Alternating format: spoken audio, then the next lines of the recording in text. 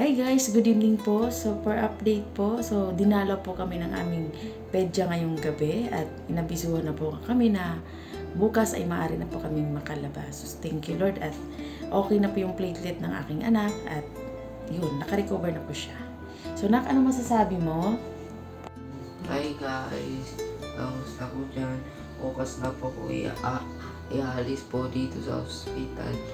Guys, bukas, ito pong mga nakalagay po sa kamay ko. Bukas po tatanggalin na po ito. At guys, thank you po sa mga nagdasal po saan para madali po ko gumaling. At sa wakas guys, makakaalis na po ako bukas. Makakauwi na po ako sa bahay bukas.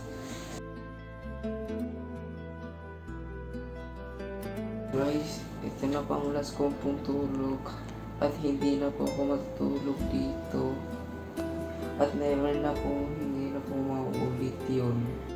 Good night guys, God bless.